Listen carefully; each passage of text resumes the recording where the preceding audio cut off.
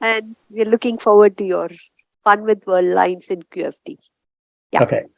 So thank you very much for this invitation. It's very late here, but it's a great pleasure to be here at this conference in honor of Professor Balachandran's 85th birthday. I've never had the pleasure of meeting him in person, unlike the previous speaker. But I've known several of his students over the years and learned about his influence through them. And I've also been able to use some of his work over the years. And I find that over time that many of the themes that he's addressed keep cropping up in my work. And so I hope to kind of illustrate some of them in this talk.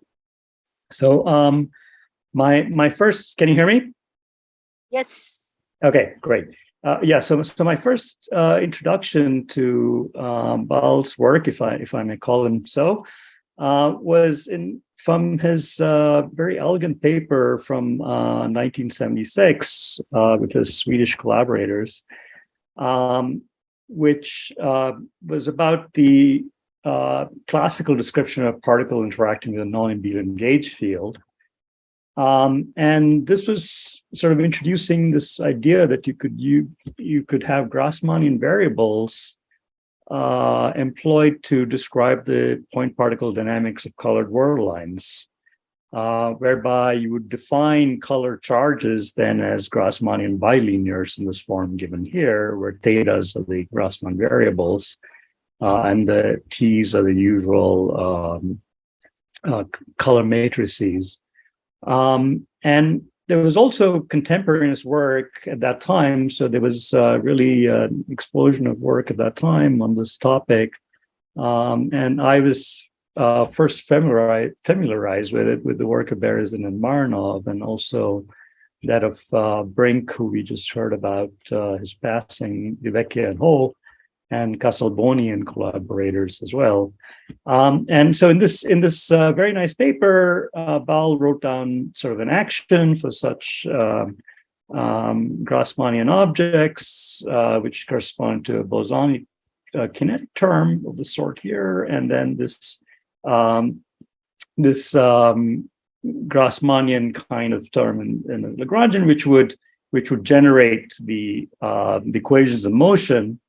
The Worldline equations of motion corresponding to the motion of these point-like objects, which they demonstrated was equivalent to Wong's equations, which had been introduced some years before, describing the precession of colored charges in Yang-Mills backgrounds in this form as shown here. So my early interest in this was within the framework of so-called hard thermal loop effective field theory of hot QCD, and of trying to write this as kind of a many-body Worldline kinetic theory of colored charges. So there had been sort of similar work along the same lines. And V.P. Nair, who's in the audience, and Efrati and others have done sort of very interesting work as well in that direction. So that was kind of my first acquaintance with that. But then I sort of went away from this for some time, and then, but I've been haunted by these Worldlines, and they keep coming back in my research. And so what are these objects, and why do we care? So they're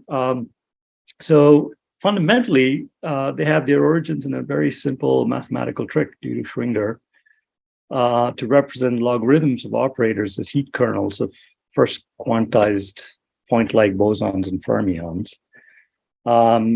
So even though it originates in a trick, like a lot of tricks, that may have a deeper meaning, as I will illustrate in part, provides a first quantized exact representation of QED and approximate formulations in QCD and gravity of equations of motion and semi-classical descriptions thereof.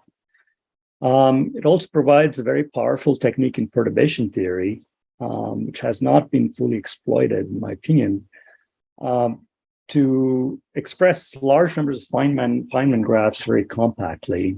So you get sort of an n factorial advantage in using this technique. And as suggested by the previous slide, it gives you a deeper insight into internal symmetries, such as spin and color, in terms of bilinears of these Grassmann variables. It's also a clean way to understand anomalies and their consequences. And some of my recent work has actually been in this context and trying to understand anomalies from the imaginary part of the Worldline action and derive Westermann-Witten terms, which are a practical consequence for some of the problems I'm interested in, such as the spin of the proton, for instance. And finally, and this is kind of a hot topic, which is quantum computing. And I believe that such techniques may be useful in understanding, provide a possible path towards quantum computation of field theories eventually. So, so what is this proper time trick I mentioned? So if you have some log of some function, operator, you can write it as a simple integral here, which by change of variables, you can rewrite in terms of some integral dt or t times e to the minus sigma t, where sigma is this function here. And so this can also be generalized to operators. And so, for instance, if you look at the Lagrangian for a massless scalar field coupled to an abelian field, where d mu is the covariant derivative, then the one loop effective action, which is a log of the determinant d squared, can be equivalently written as trace log, and then using the Schwinger trick can be expressed as trace of the exponential of minus d squared. And then you can sandwich this object between point particle coherent states, and that enables you to rewrite this effective action in terms of an action for these Worldlines. And this coupling of A times X dot is nothing but your usual path-ordered Wilson line. And N is a normalization factor, epsilon is the Einbein, the square root of the 1D metric. So, so as I mentioned, this, of course, has a long history and reappeared as old-fashioned, so-called old-fashioned string theory in the 70s in the papers I mentioned. And then there was a sort of rekindling of interest in this and by the work of Strassler, who showed that you can think about Feynman diagrams in quantum field theory in this language in a systematic way. And there's been a lot of work by Schubert and collaborators, and a review can be obtained in this archive. So my interest was in thinking first about QED in this framework in a systematic way, and whether one could understand this as a many-body theory of Worldlines. And this is work that was published fairly recently. And so you start with the QED path integral in terms of the gauge action and the fermionic action. Now, if you can straightforwardly integrate other fermionic fields, then you can write this as log determinant. And then the log determinant in turn can be written as trace log of this object here. And then by Schwinger's trick, then this operator here is the Hamiltonian that then can be used to write things in terms of these point-like variables. So this, again, you can write down this path integral in terms of, again, the gauge action here. And then there's this e to the minus h, where this h denotes the kernel that I just showed you. And that can again be rewritten, as I mentioned, by sandwiching this in both bosonic and Grassmannian coherent states now into a form that includes kinetic terms of these point-like bosonic Worldlines and fermionic Worldlines, Grassmannian Worldlines. And then you get this Wilson line term I showed you previously, and then there's also a spin precession term in addition. So this is just your usual sigma mu nu of mu nu written in terms as Grassmannians. So as I mentioned, these x mu's are 0+1 dimensional bosonic variables with periodic boundary conditions and the size of fermionic Grassmannian variables with anti-periodic boundary conditions. And then there's there's a beautiful paper by Onuki and Kashiwa where they showed how one can systematically construct such objects using the language of bosonic and fermionic coherent states. So now, with this in hand, now this is an exponential, so to speak. And so you can expand that out. And then what you can do is you can write down the path integral in terms of some or all loops of the Lth loop path integral, which can be written as a product of these bosonic and Grassmannian Worldlines over with each sub of these i's corresponding to one fermion loop. Okay? So you can construct this to all loop orders. And so again, you see then you get these terms, which are the gauge fields, which I haven't touched. And then the fermion determinant can be written in terms of these x dot bosonic variables for each such loop term and then a spin precession term. So now you can rewrite this gauge field action since it's quadratic in QED in terms of this form here, where D is the photon propagator. And likewise, you can take these objects here, these bosonic and Grassmannian objects, and re-express that as sum of boson and fermion currents times the gauge field. Okay? So you can rewrite this in this way. And then with that, you can perform the integral of the quadratic gauge fields quite straightforwardly. And so the Lth loop path integral can be then expressed as a Worldline expectation value over these so-called generalized Wilson loops, which now no longer have the gauge degrees of freedom, but are really expectation values of the exponential of these Worldline currents. So it's bilinears of these Worldline currents with the photon propagator expressed in this way here. So what these do, they describe closed loops of spinning Worldlines to all orders in perturbation theory. Now, I wasn't aware of this work by Rajiv, but there's a very similar kind of formulation of this in his paper from 1987. But we have sort of applied this to a different set of problems than discussed in this paper. And for instance, the same approach can be extended straightforwardly to describe scattering, so the S matrix. And I should mention, as been noted previously in the literature, that these bosonic and Grassmannian Worldlines, they form a superpair and they satisfy an n equal to 1 SUSY algebra. Now, so as I mentioned, that people have been thinking about this problem in various ways, and it goes back all the way to the work of Feynman. And if you look at the appendix of his paper, he has a very similar form to what I had in the previous slide in terms of these bosonic currents interacting via these non-local propagators.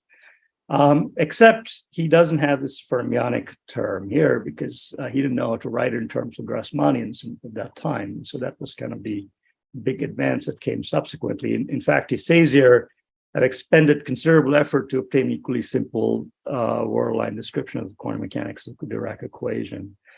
And the same set of ideas are there also in Polikov's work, who was trying to do something similar for glue.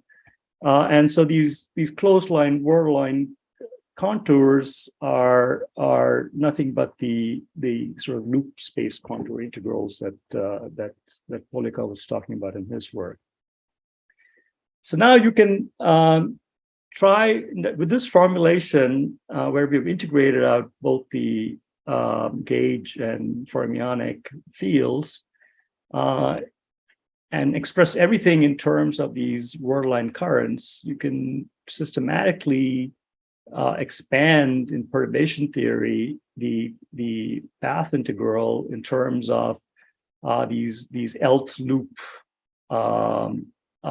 Lth fermion loop and multiphoton action. So you can sort of break this up in this way here, where the Z1s here denote the number of fermion loops, in this case 1. So this is 1, 2, and so on, and the subscripts denote the number of photons. And so you can sort of do a systematic expansion in this way here. And in fact, in full generality, you can write the Lth loop n photon closed paths integral in terms of this kind of a product over all the L fermion loops of the bosonic, of the photon propagators and sort of these bilinear products of Worldline currents. Okay, where the Worldline currents are expressed in terms of these bosonic currents here and these fermionic currents written as such here. So the essential object then in perturbation theory without Feynman diagrams is really computing these objects here, which in general are Lth loop n photon amplitudes.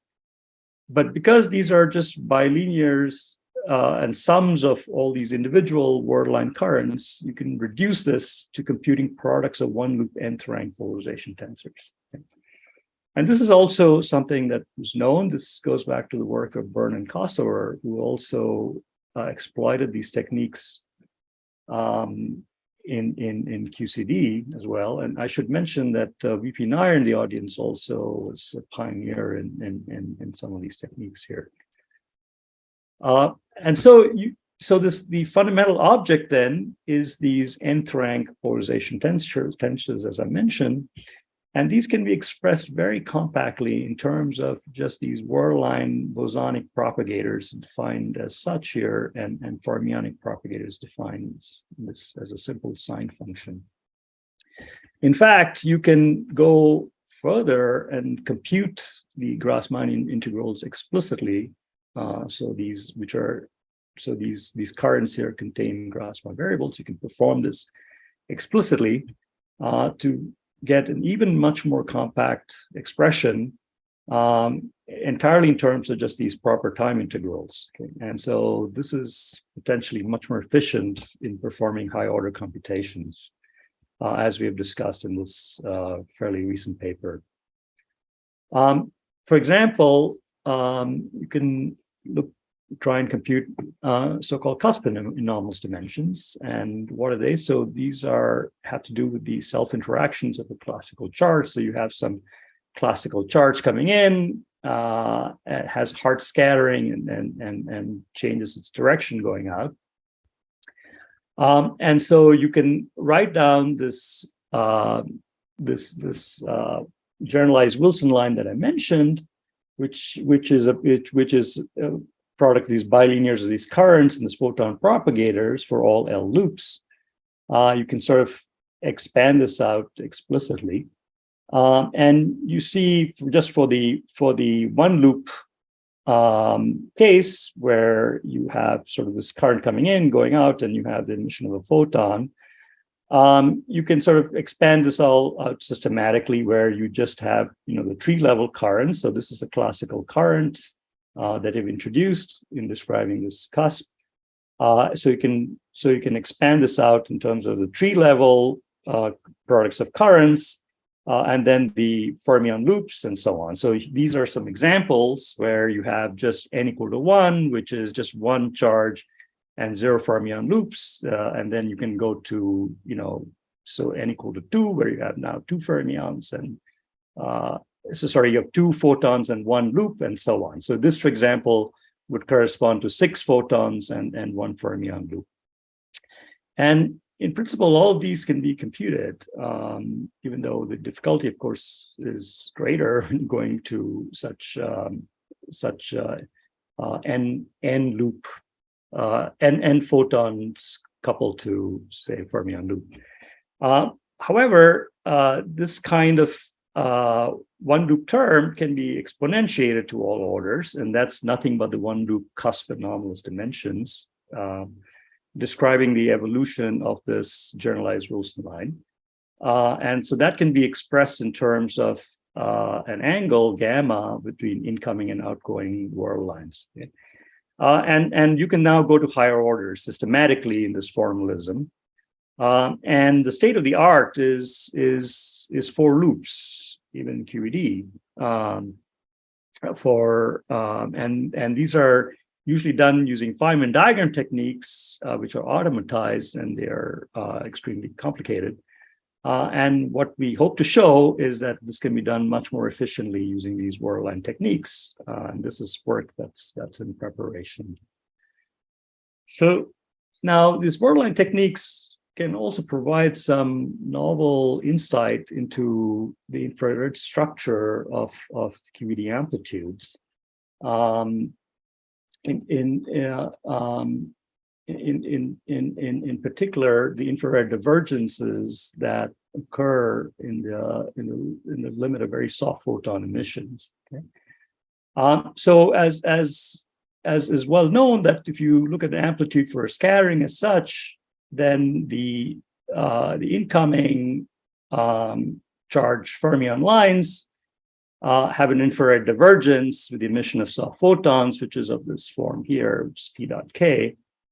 And the infrared divergences in the Dyson S matrix, and this is something that was exploited by Faddeev and Kulish in their rethinking of the infrared divergences of the Dyson S matrix, was that these depend only on the directions of the charges at infinity, which correspond to these sort of asymptotic interactions in QED.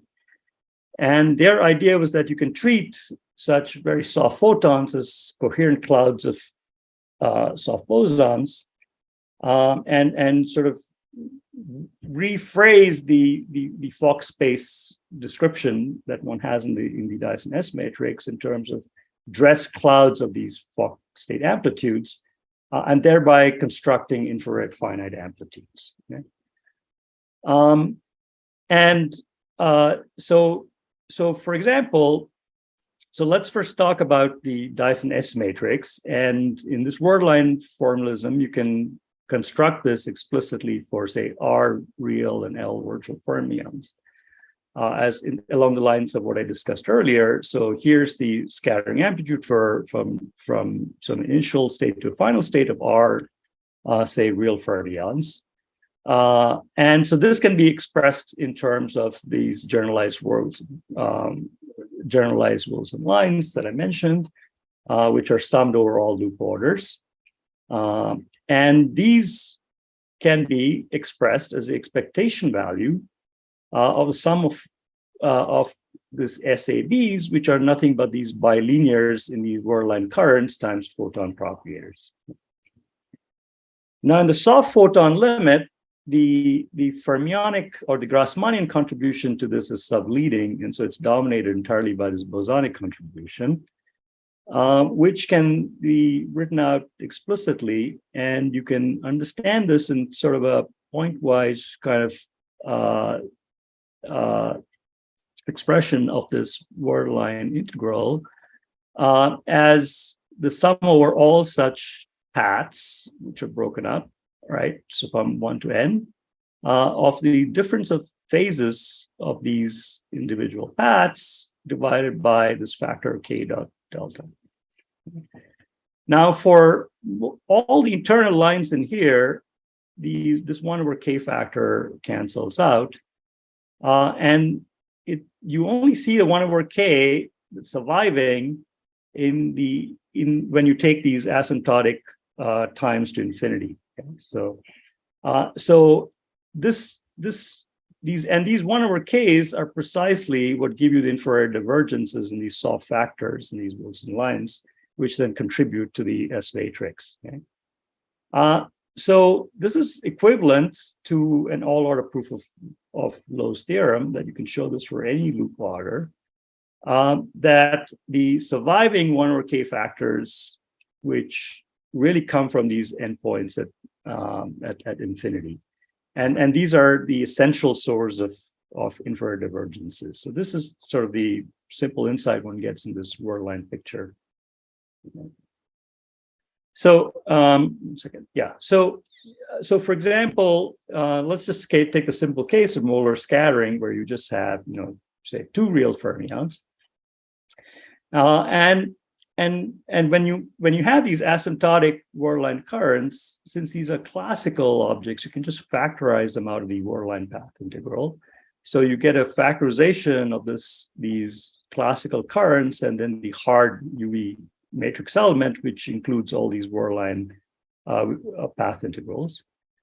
And the soft factor here can be, since it's purely classical, can be written as a product of currents in this way here in terms of their 4 velocities.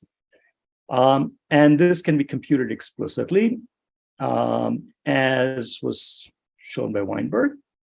And this can be expressed in terms of cusp angles, where n and m correspond to the 4 different charge states, and these etas are just plus or minus 1, depending on whether they're incoming or outgoing fermions. And so there's a real part given by this expression here with a log with an infrared cutoff, and then there's an imaginary part here. And this cusp angle is this Cauchy gamma defined by the product of the 4 velocities of these incoming and outgoing fermions. Okay? And so this is nothing but the abelian exponentiation a la Weinberg of these soft photons in QED, and this dependence on the infrared cutoff vanishes after combining real and virtual contributions in the scattering rate, which leaves only a dependence on a UV scale lambda. Okay? And so the evolution of the scattering rate depends on the ratio of the energy of the process in question divided by this lambda to the power of the cusp anomalous dimension. So all the change of the scattering rate with energy is controlled by the cusp anomalous dimension.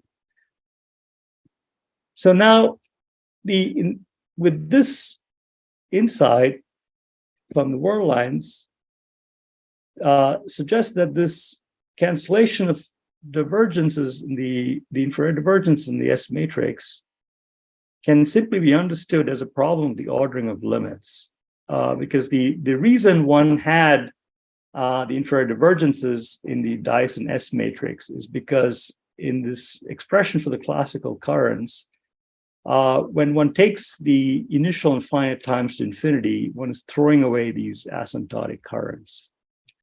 And all one's left is this current in the Dyson S matrix, which then gives you the factors that you saw earlier in terms of the cusp anomalous dimensions and so on, with the logarithmic dependence on the infrared scale. Now, if you keep time to be finite, then of course, if you reverse the order of limits and then you take k to 0 first, you see that there's no infrared divergence anymore. These cancel explicitly between the asymptotic currents of the initial and the currents in Dyson S matrix. And this can be interpreted as sort of emissions really at some asymptotic but finite times, which are then added to the contributions from the usual Dyson S matrix. Okay. Now, so the Faddeev-Kulish S matrix with this modified currents is manifestly finite for times, initial and final times given by some infrared scale, where these times can be arbitrarily large but finite. Okay. Now, in a lot of discussions of the Faddeev-Kulish S matrix, there's a sense that, okay, you absorb these infrared divergences into the dressing factors of these Dyson Fock states, and the problem is cured. But essentially what you're doing is you're shifting these infrared divergences from the operators to the states. And so they are all still there in the definitions of the states. You're not getting rid of the problem. And so the insight is that what this Worldline formulation allows you to understand is that these asymptotic currents carry no physical meaning, actually, and must be considered in a Wilsonian sense as a particular choice of an infrared regulator to ensure that these very soft modes below this finite time scale do not contribute. And so it's like when you do lattice QCD, you put the physics in a box, and then you compute all your observables, and then you take the volume of your box to infinity. And what the Worldline formulation allows you to do, at least in perturbation theory, is to kind of realize this in real time for scattering problems. Okay. And so it's not that the symmetries of the asymptotic currents are irrelevant. They, whatever deep symmetries that they may satisfy, say in celestial sphere at null infinity, may still be valuable in terms of simplifying calculations. So choices of regulator functions can simplify computations. But I say that they're unlikely to change the physics. So when you take these times at the end to infinity, it's unclear whether they actually would change the physics at all. So that's kind of my takes. Now, what about QCD? And in Weinberg's paper, which is really an absolutely beautiful paper, and worth going back to, he has some rather interesting remarks. So this was written in 1965, well before QCD, and he says, his remarks about QED and gravity do not apply to theories involving charged massless particles. In such theories, including Yang-Mills theory, a soft photon emitted from an external line can emit a pair of soft charged massless particles, like gluons emitting further gluons, building up a cascade of soft massless particles, each of which contributes an infrared divergence.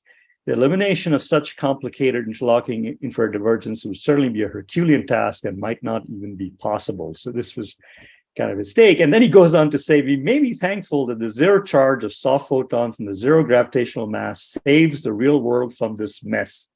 Perhaps it would not be too much to suggest that it's the infrared divergences that prohibit the existence of Yang-Mills quanta or other charged particles. So it seems like, well, since we do believe in Yang-Mills theory as the theory of the real world does like a mess. Okay, but it is indeed a mess, and this mess is manifest most spectacularly in the radial limit of QCD, which is the limit of multi-particle production QC. So here's an event from the LHC, for example, in proton-proton collisions, where you produce over 100 particles. Okay, so these are very violent events. So if you think about this in fundamentally, so that corresponds to in QCD a 2 to n process, where you have, say, two gluons going to two energetic gluons in the radial limit going to n soft gluons. So generically, you can write down the probability for such a process as some, degeneracy factor corresponding to the entropy of the microstates times the coupling to some factor n, where n is the number of final states, times n factorial. Okay. Now, if you just use Stirling's formula and you say that n is of order 1 over alpha, say, then you would find that to get highly occupied states, which then decay into these n particles, is unlikely naively because you think that this would be suppressed by e to the minus alpha s. However, if the entropy of these states is of order 1 over alpha, n of n, then you see that the probability for such configurations of order 1. Okay? So this tells you that the classicalization and unitarization go hand in hand, and that's to ensure multi-particle production is unitary, and that corresponds to the phenomenon of gluon saturation at maximal occupancy. And so what do I mean is that the picture is as follows. So imagine that you have a probe that's looking at these, these gluon states that get denser and denser with more Bremsstrahlung, producing large numbers of particles in the final state. And so the way to understand this is to think of this as really forming classical clumps of color charge. Okay, so with very high occupancy, which are screened on some dynamical scale, which is 1/QS. Okay? So that's that is sometimes called the saturation scale. And what such configurations do is that they unitarize the cross sections for large distances. So if you have a quark-antiquark pair that's probing this clump of classical charge, when the size of this object is larger than the screening scale, the object becomes a black disk. It looks like a singlet state. It's the S matrix is goes to zero. And so you can sort of understand this in this kind of nice plot here, where I plot, say, boosts or log of the energy versus the resolution, which is Q squared, the resolution of the probe.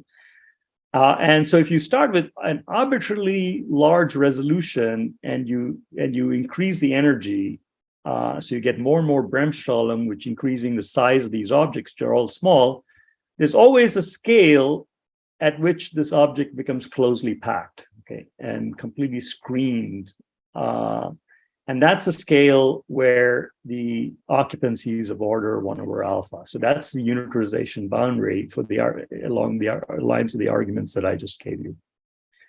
And so one can actually construct, powerful RG equations which describe the evolution of such, endpoint correlators. So this picture sort of systematically sort of solves this problem of, how do you generate such, how do you treat the problem of, very large numbers of gluons in the final state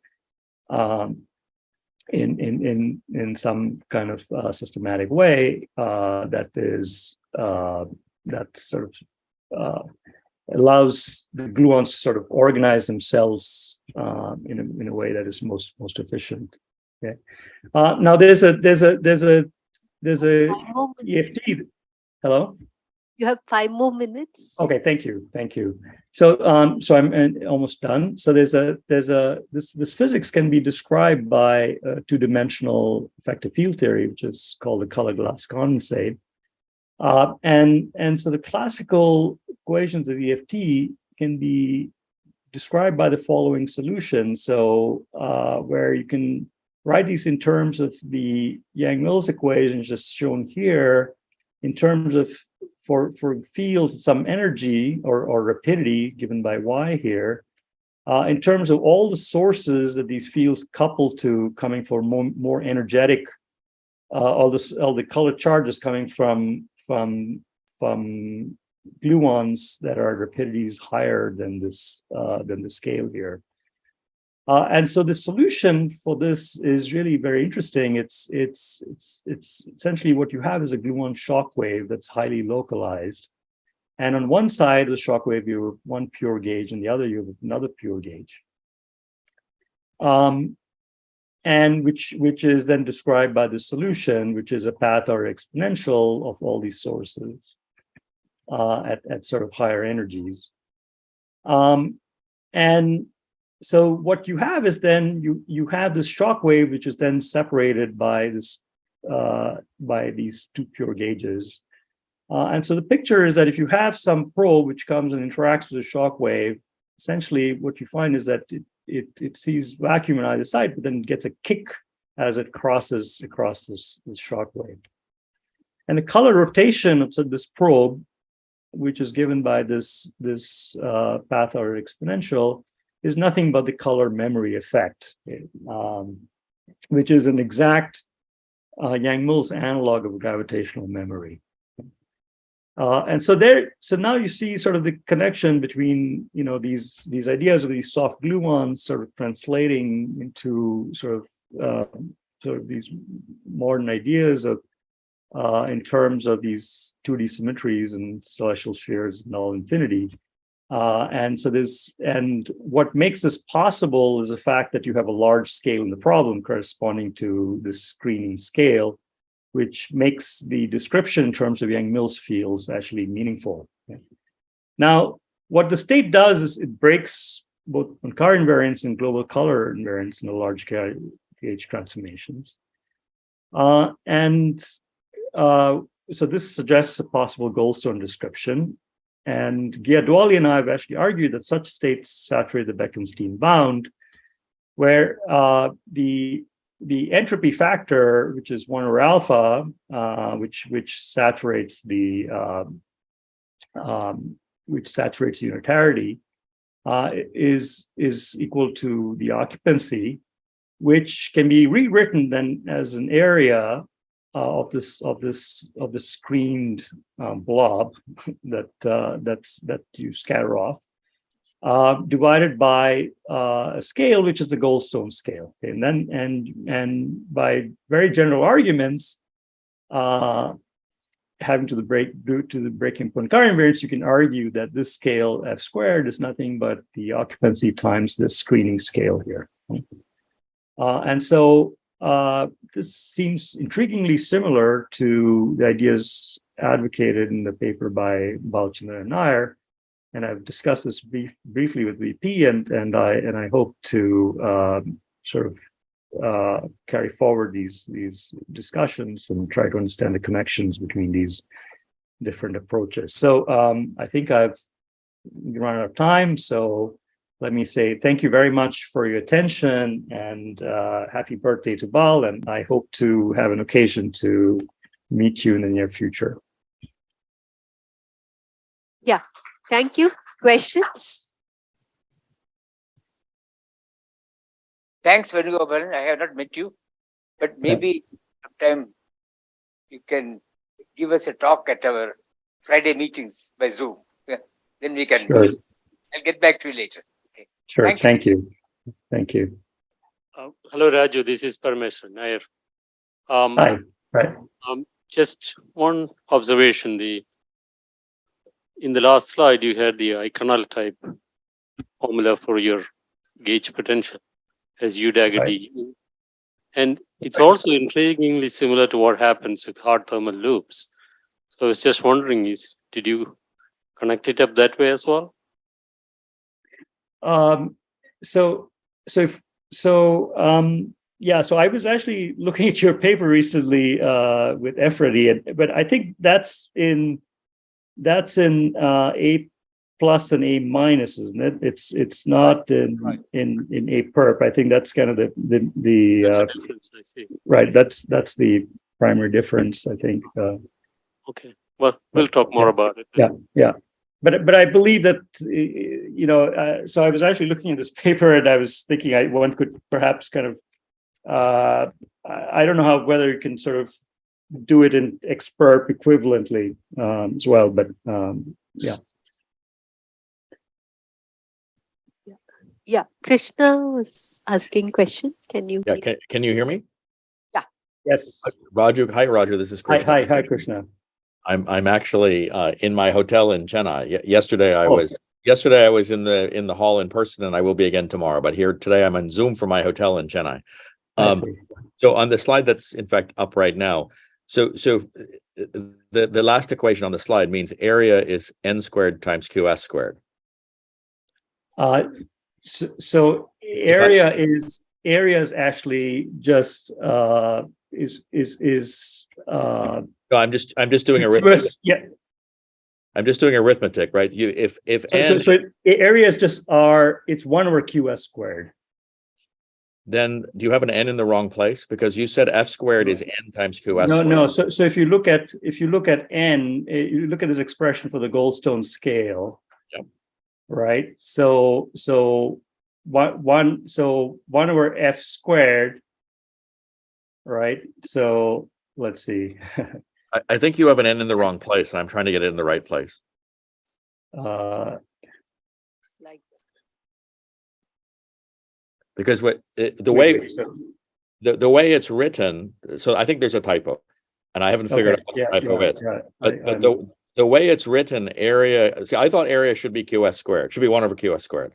it's 1 over QS squared, right? Right. And So, but so, the way so, so the 1 way- over QS squared. No, it's right. So 1 over QS squared, right, is n over f squared, right? well, it as Yeah, written, sorry, you're right. It should be area times f squared, I think, because that's what would be dimensionless. You're right. Sorry. okay. Oh, there it is. Okay, good. Sorry. So- Yeah, that's a typo. Yes, okay. So n is area times f squared. Then it all that's makes right. sense. That's Okay. right. Then it all makes sense. Thank you. Yeah. Good, very I good. mean, just on dimensional grounds, Yeah, it has to. Sorry about that. Yeah. Okay, I got confused, but anyway, Yeah, it's me now too. Okay. as we are running late, we can discuss over tea time. But of course, you're on Zoom. But I think we have- Raju and I can go have tea on Zoom. Yeah. Well, it's 12:30 at night here, so. Hey.